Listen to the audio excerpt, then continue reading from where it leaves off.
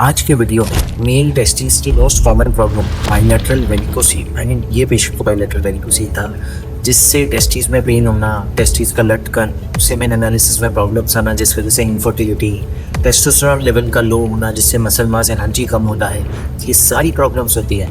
उससे हम कैसे एंजियोग्राफी से, मिनिमली इन्वेसिव वायर्स और ट्यूब से, छोटे से होल से, बिना किसी सर्जरी, बिना किसी स्टाफ के ठीक करते हैं, वो मैं आपको एक केस दिखाने जा रहा हूँ यूपी के अंदर, कैथ लैब एंजियोग्राफी जोन के अंदर। तो बिना टाइम वेस्ट किए, ट्रेलर तो आप देख ही चुके हो जिसमें हमने फास्ट वो स्टेप्स दिखा दिए, पर टोटल में दिखाते हैं कि कैसे किया जाता है। हम राइट थाई में छोटी सी सुई से सुन करते हैं, एक पतली सी तार ले जाके एक शीट को वहाँ पे पैक कर देते हैं। शीट एक छोटी सी ट्यूब होती है जिससे ब्लड या कोई भी चीज़ बाहर नहीं आ सकती, पर हम सारे औजार, वायर्स, कैथेटर्स अंदर ले जा सकते हैं।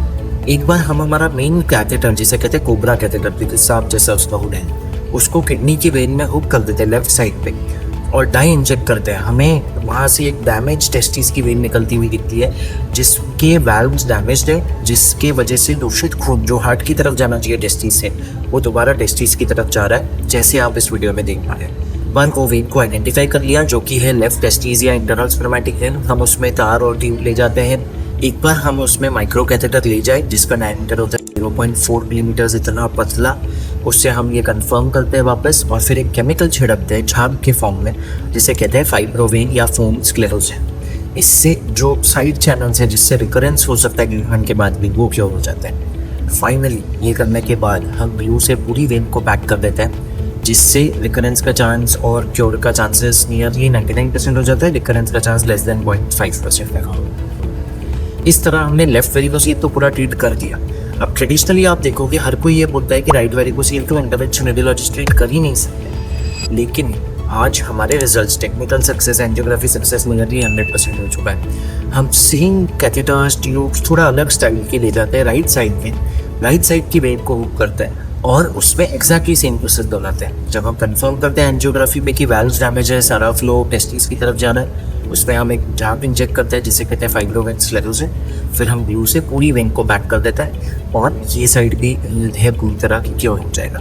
तो इस तरह बिना किसी कॉइल के, क्योंकि बहुत लोगों को डर रहता है कि वेरिकोसील में कॉइल्स यूज़ होंगे, उससे पेन होता है, वो कॉइल एम्बोलाइज या के हार्ट तक जा सकते हैं। तो सब कुछ नहीं होता क्योंकि हम वो कुछ यूज़ ही नहीं कर रहे हैं। सो इतना सिंपल तरीके से हम वेरिकोसील को ट्रीट कर पाते हैं। एंड में हम सारे औजार निकाल के थोड़ा सा थाई में दबाव देते हैं, पट्टी लगाते हैं, and patient is potentially cure.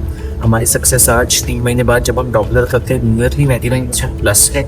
बहुत सारे पेशेंट्स का सीमेन इम्प्रूव हुआ है, वो फादर्स बने हैं, बहुत टेस्टिमोनियल्स हैं।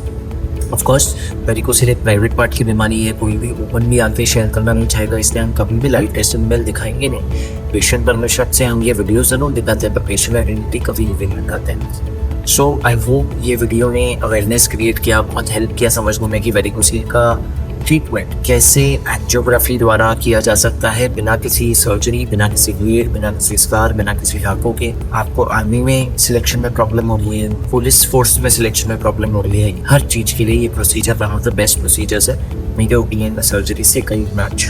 इसमें रिकवरी टाइम बहुत ही कम है, लोकल एनेस्थीसिया में किया जाता है, 4 घंटे बाद हॉस्पिटल से निकल सकते हो, अगले मॉर्निंग अपना जॉब ज्वाइन कर सकते हो।